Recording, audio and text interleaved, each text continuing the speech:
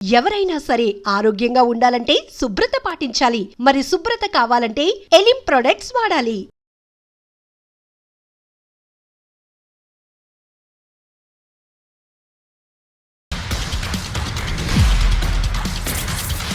అందాల నటి కన్నాంబ అలనాటి తెలుగు ప్రేక్షకులను ఉర్రూతలూగించిన ఓ గొప్ప నటి యథార్థ గాథ ఇది.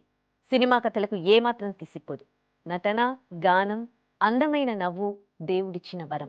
అలాంటి అన్ని లక్షణాలు ఉన్నవారు చాలా అరుదుగా ఉంటారు. నూటికో కోటికో ఒకరు అనే చాటువులాగా ఆమె కూడా ఒకరు.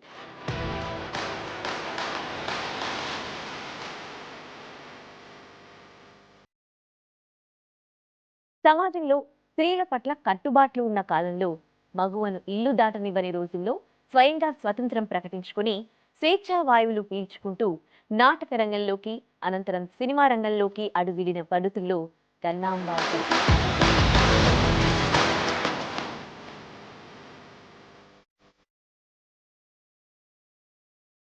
ఉమ్మడి ఆంధ్రప్రదేశ్లోని పశ్చిమ గోదావరి జిల్లాలో పుట్టిన పసుపులేటి కమలాబాయి తన 13వ ఏటనే నావెల్ నాటక సమాజంలో బాలనటిగా రంగప్రవేశం చేసింది. ఆమె ప్రదర్శిస్తున్న అద్భుత నటన చూసి తెలుగు సినిమా పరిశ్రమ ఆమెకు స్వాగతం పలికింది.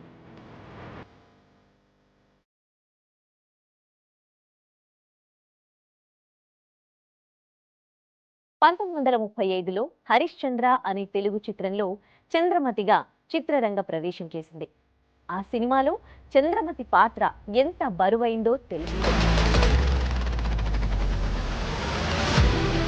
ఒక దేశానికి రాజు భార్యగా, మహారాణిగా అష్టైశ్వర్యాలు అనుభవిస్తూ ఉన్నపళంగా జీవితం రోడ్డు పాలై అష్టకష్టాలు పడుతున్న సమయంలో కుమారుడు చనిపోవడం, కుమారుడి అంత్యక్రియల సమయంలో భర్త కాటి కాపరిగా కనిపించడం, అదంతా చాలా డ్రామా పండించే పాత్ర. అలాంటి పాత్రను తనకు ఉన్న రంగస్థలానుభవంతో అద్భుతంగా పండించారు. అప్పుడప్పుడే బుడిబుడి అడుగులు వేస్తోన్న తెలుగు సినిమా పరిశ్రమలో మొదటి సినిమాతోనే ఆమె పేరు మారుమోగింది. ఆ సినిమా విడుదలైన వెంటనే ఆమెకు ద్రౌపది వస్త్రాపహరణం సినిమాలో ద్రౌపదిగా నటించే అవకాశం లభించింది.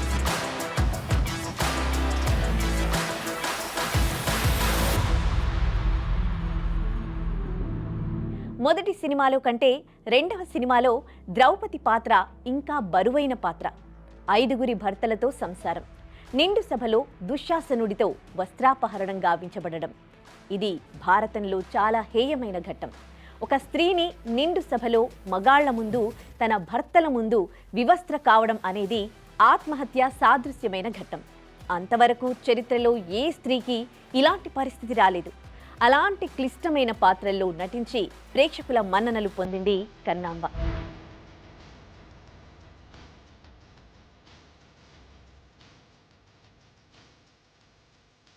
అంతే, ఇక ఆమె తిరిగి చూసుకోలేదు.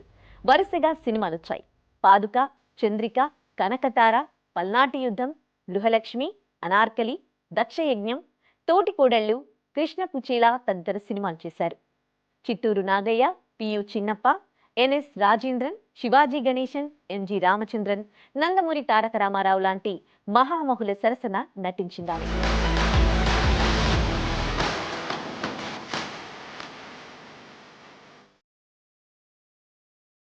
సుమారుగా 150 పౌరాణిక, జానపద, చారిత్రక చిత్రాల్లో తనదైన శైలిలో నవరసాలను అత్యంత అద్భుతంగా నటించి గొప్ప నటీమణిగా కీర్తి గడించింది.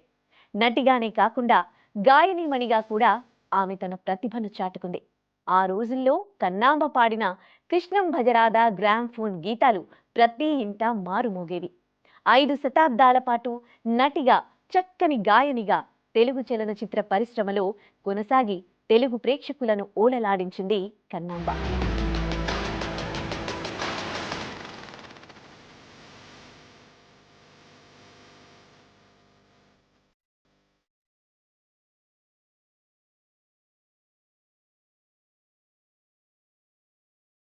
నేనే రాణినైతే ఏలనే ఈ ధర ఏకధాటిగా అని ఒక పాట ఉంటుంది. ఆ పాటలో చేతిలో కత్తి పట్టుకుని గుర్రం మీద టీవీగా కూర్చుని వీరావేశంతో ధాటిగా కళ్ళెర్ర చూస్తూ చండిక చిత్రంలో ఆమె పాడిన ఈ పాట ప్రేక్షకులను ఉర్రూతలూగించింది. అంతేకాదు, అదే సినిమాలో మరో పాట ఉంటుంది. అలనాటి సినిమాల్లో కథానాయికలు తనకు ప్రేమానందం కలిగినప్పుడు తనను ప్రకృతితో పోల్చుకుంటూ లేదా కోకిలగానో నెమలిగానో మరో గువ్వతో పోల్చుకుంటూ తన మనసులోని ప్రేమను తెలియజెప్తుంటారు.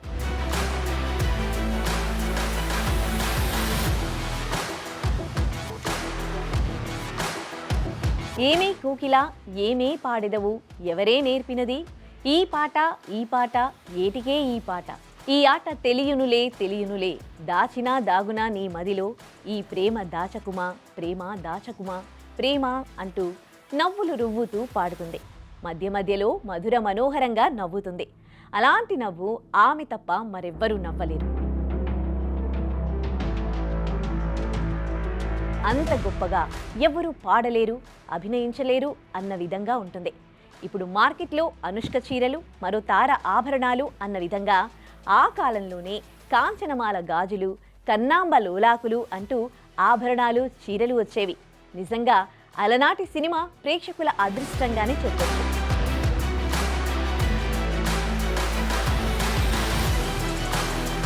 కన్నాంబ దర్శకుడు, నిర్మాత అయిన కడారు నాగభూషణాన్ని పెళ్లి చేసుకుంది.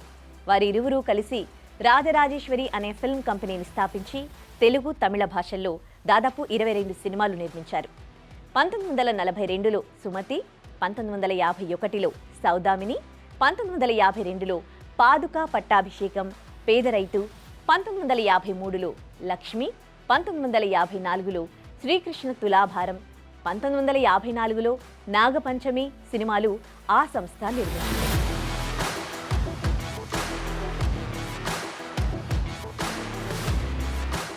అప్పట్లో చలనచిత్ర నిర్మాణ సంస్థలు తమ సంస్థలో పనిచేసే వారికి నెలవారీ జీతాలు ఇచ్చేవారు. నెల చివరి రోజుల్లో నెలవారీ జీతాలు చెల్లించే సంస్థగా వారికి మంచి పేరుండేది.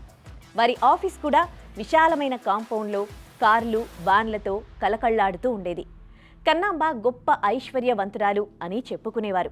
బంగారు కాసులు డబ్బాల్లో పోసి పప్పులు, ఉప్పులు పెట్టుకునే డబ్బాల మధ్యలో ఎవరికీ తెలియకుండా ఉంచేవారని చెప్పుకుంటారు. చలనచిత్ర సీమలో రారాణిగా వెలుగొందిన కన్నాంబ 1964 మే 4న మద్రాసులో తుదిశ్వాస విడిచారు. కన్నాంబ మృతదేహాన్ని వారి కులాచారం ప్రకారం 7 వారాల నగలతో పూడ్చిపెడితే దొంగలు ఆమె శవాన్ని బయటకు తీసి దానితో పాటు ఆమె నగలను కూడా మాయం చేశారని చెప్పుకుంటారు. ఆమెతో పాటే ఆమె ఐశ్వర్యం మాయమైపోయింది. పెద్దలు చెప్పినట్టు ఐశ్వర్యం అనేది ఒక మాయ లాంటిది. ఎప్పుడు ఎలా వస్తుందో ఎలా పోతుందో ఎవరికీ తెలీదు. ఆ సామెతలాగానే ఆమె ఆస్తిపాస్తులు ఎలా మాయమైపోయాయో తెలీదు.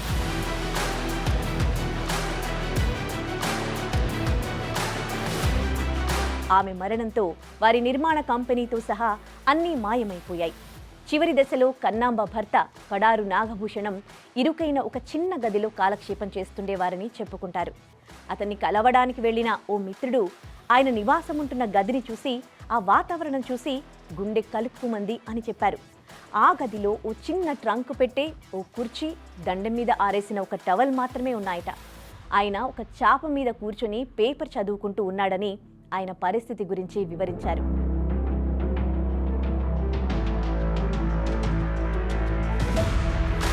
అందుకే డబ్బులున్నప్పుడే భవిష్యత్తును దృష్టిలో పెట్టుకుని వృద్ధాప్యం కోసం కొంత డబ్బులు దాచుకోవాలని పెద్దలు చెప్తుంటారు. సాడ్ సినిమా క్లైమాక్స్ లాగా చాలా మంది తారల జీవితాలన్నీ విషాదాంతాలే.